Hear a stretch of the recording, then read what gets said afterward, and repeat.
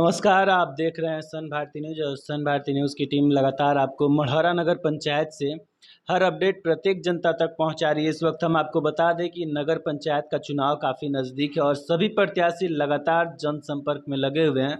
लेकिन उनमें से कुछ चर्चित चेहरे हैं, उनसे हम मिल रहे हैं और ये जानने का प्रयास करें कि इस बार चुनाव किस मुद्दे के साथ लड़ा जा रहा है। हालांकि यहाँ की समस्याओं को लेकर आम जनता से ही मिला जा रहा है और ये जानने का प्रयास किया जा रहा है कि बीते 5 वर्षों में धरातल पे विकास की स्थिति क्या है और आज भी यहाँ की जनता किस तरह की समस्याओं से जूझ रही है। तो अभी हमारे साथ मौजूद हैं वार्ड संख्या 5 से प्रत्याशी के रूप में रमावती देवी। हालांकि प्रत्याशी महिला है लेकिन निवेदक के तौर पे प्रस्तावक के तौर पे हरेंद्र प्रसाद यादव और साथ में रमावती देवी के पति खीरोधन राय, ये तीनों लोग हमारे साथ मौजूद हैं। सबसे पहले हम आपको जो प्रत्याशी हैं उनसे मिलवाना चाहेंगे। बहुत बहुत स्वागत है मैडम आपका हमारे चैनल पे। सबसे पहले अपना सब जनता को चरणों में प्रणाम करते हैं। जैसे कि 5 नंबर वार्ड से हम लड़ते हैं जी, तो हमारी बात अभी रमावती देवी से हुई जो कि प्रत्याशी हैं। हालांकि प्रत्याशी महिला है लेकिन उनके पति हमारे साथ मौजूद है खीरोधन राय, हम उनसे भी आपको मिलवाना चाहेंगे। तो बहुत बहुत स्वागत है सर आपका हमारे चैनल पे। हम सर बहुत पुराने पहले से मेरे सभी लोग लड़ते आ रहे हैं और हम चुनाव लड़ रहे हैं कि हमारे गांव में 25 साल से कोई विकास का काम नहीं हुआ है।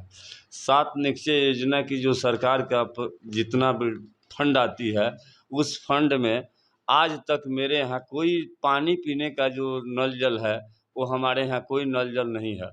मेरे पास एक भी शौचालय नहीं बना है।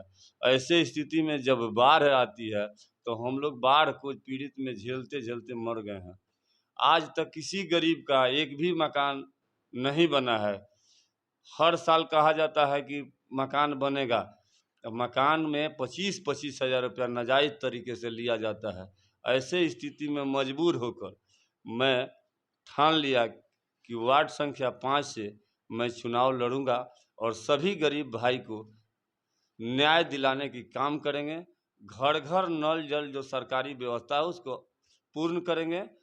25 साल बनाम 25 महीना में वादा किए हैं कि इस तेजस्वी जी के सरकार में इस काम को पूरा करके अपना सपना जो है उसको पूरा करूँगा। तो जिस तरह के वादे अभी आपके द्वारा किए जा रहे हैं, हालांकि हमारी टीम भी आम जनता से मिल रही है, उनकी समस्याओं को जान रही है। हालांकि धरातल पर समस्याएं बहुत सारी मौजूद है लेकिन उनका आज भी ये कहना है कि चुनाव से पहले जिस तरह प्रत्याशी वादे करते हैं, चुनाव जीतने के बाद कहीं ना कहीं जनता के विश्वास पे खरे नहीं उतरते हैं।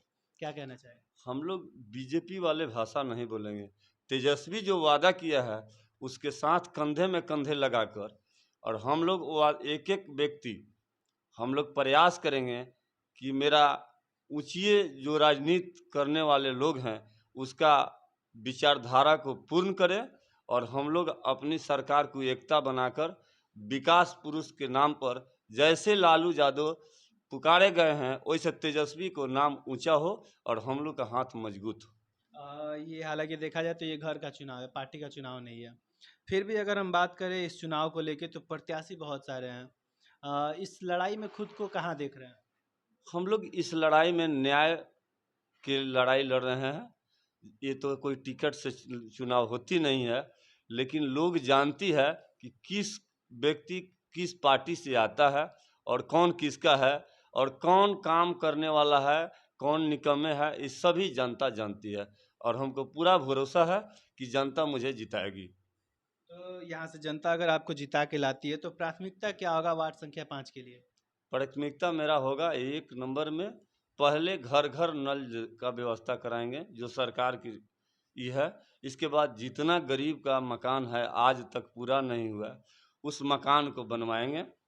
सरकार तो फंड देवे करती है, यहाँ से 18 करोड़ रुपया नगर पंचायत मढ़ौरा से वापस गई है, फिर भी गरीब का काम कोई नहीं हुआ है।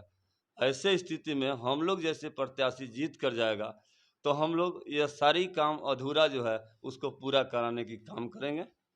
और तो चुनाव चिन्ह क्या और चुनाव चिन्ह को लेकर जनता से क्या अपील करना चाहेंगे? टेम्पू छाप मेरा चुनाव चिन्ह है और क्रमांक संख्या 3 पर मेरा चुनाव चिन्ह है। इसी चुनाव चिन्ह पर अपना भाई हरेंद्र राय जी के प्रस्तावक में मेरा बड़े भाई हैं और हम लोग मिलजुल कर पूर्व में यहाँ वार्ड कमिश्नर मेरे बड़े भाई की पत्नी मेरी भाभी थी, और आज उसके बाद मेरे भैया ने बोले कि खिरोधर अब की बार भवे के चुनाव लड़ावे के बाद तुमको लड़ना होगा, तुम तैयार होकर, हम नहीं लड़ेंगे। इस स्थिति में हमने ठाना कि भैया का जो बोझ था वह भाई पूरा करेगा। चलिए, तो हमारी बात अभी खिरोधन राय से हो रही थी। हालांकि इस वक्त प्रत्याशी के रूप में सामने है, लेकिन हमारे साथ इनके प्रस्तावक के रूप में हरेंद्र प्रसाद यादव मौजूद है। हालांकि उनके बारे में अगर बात करें तो इनका राजनीतिक करियर काफ़ी लंबा रहा है और इस क्षेत्र की जनता का सेवा भी कर चुके हैं, तो हम उनसे भी आपको मिलवाना चाहेंगे। सबसे पहले बहुत बहुत स्वागत है सर आपका। सबसे पहले मढ़ौरा पूरे नगर पंचायत का आम जनता और धन्यवाद देता हूँ कि हर इलेक्शन में नगर पंचायत का जब जब भी इलेक्शन हुआ है तो पूरे नगर पंचायत में मेरा एक अहम भूमिका रहा है कि अच्छे लोगों को लाया जाए वार्ड से, और मुख्य पार्षद और पार्षद उप पार्षद अच्छे लोगों को लाया जाए जिसमें अच्छा नगर पंचायत का विकास चलिए, हो। तो हम आपसे जानना चाहें कि इस वक्त आप खिरोधन जी को समर्थन कर रहे हैं, किस उम्मीद पे समर्थन कर रहे हैं और क्या इनका बैकग्राउंड रहा है यहाँ की जनता के लिए?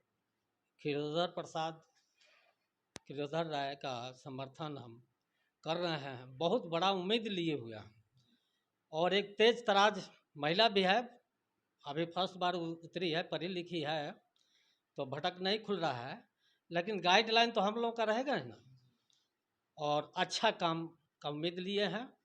अब तक जो करते आए हैं, पहला पार्षद हमारी पत्नी रही हैं श्रीमती रीता देवी, जो भी उस समय का काम हुआ है, प्रथम बार उस समय फंड नहीं थी, अपना माला लक्ष्मी राय को हमने दिया चेयरमैन का उस समय, तो चेयरमैन भी हम बहुत खरा उतरे, हम जितना उम्मीद नहीं किए थे उससे बढ़कर मतलब हमारे नगर पंचायत में वो खरा उतरे और उस ढंग से काम किया, हम लोग मिलजुल के काम किए।